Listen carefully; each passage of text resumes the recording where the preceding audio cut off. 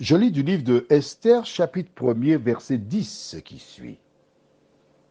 Le 7e jour, comme le cœur du roi était réjoui par le vin, il ordonna à Mehuman, Biztha, Arbona, Bigtha, Abagtha, Zétar et Carcas, les 7 eunuques qui servaient devant le roi, Assuérus.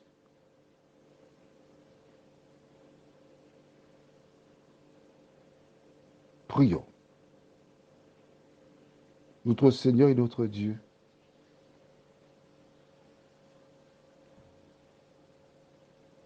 nous allons découvrir cette portion de ta parole.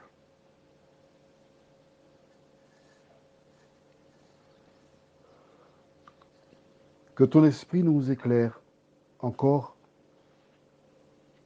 et aide-nous à comprendre les dangers quand nous consommons de l'alcool. Que ton esprit nous dirige, nous t'en prions. Au nom de Jésus, pour ta gloire éternelle. Amen. Que se passe-t-il lorsqu'on boit?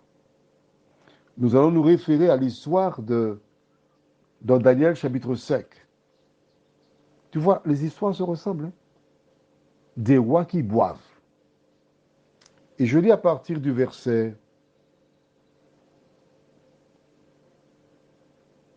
2, puisque nous avions déjà lu. Verset 1.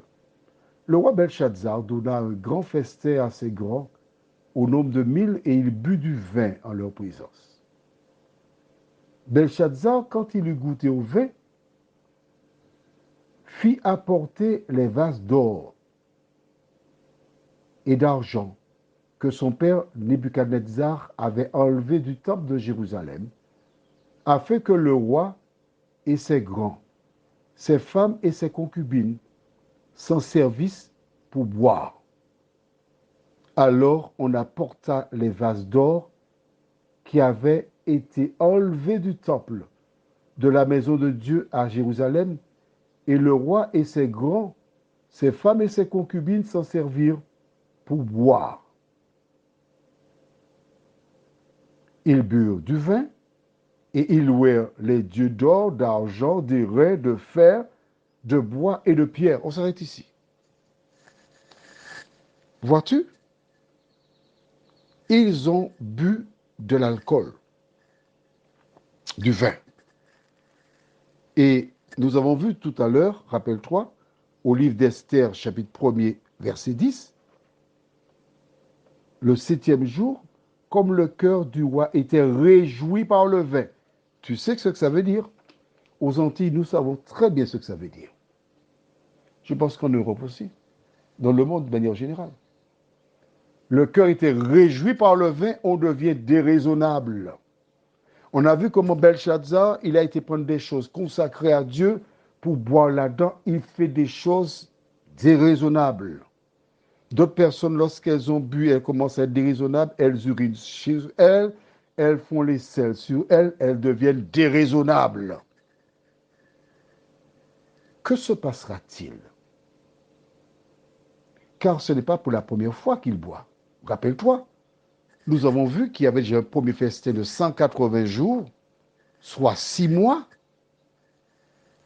Mais étant donné qu'il y avait des princes, des gens qui sortaient de peu partout, il n'a pas été ivre cette fois-là. Non, il a bu modérément. Probablement des conseillers étaient là pour tenir la main, diluer le contenu du produit. Mais comme ils étaient entre nous-mêmes là, les 7 jours avec les personnes sur place, il a été un tout petit peu plus loin. Et son épouse Vasti sait ce qui se passe lorsqu'il boit. Prions. Notre Seigneur et notre Dieu, sommes heureux de découvrir dans ta parole tous ces beaux conseils que tu nous donnes. Quand nous lisons la parole, nous pensons, Seigneur, à ces personnes qui ont été accidentées, qui ont perdu la vie à cause de personnes qui étaient sous l'emprise de l'alcool ou de drogue. Et nous imaginons que seuls les autres, pas nous. Seigneur, permets que tes enfants agissent et qu'ils soient sobres. Car combien de chefs de famille, de mères de famille, avec des enfants bas âge, ont perdu la vie à cause de l'alcool. Seigneur, aide-nous à prendre conscience de ce fléau.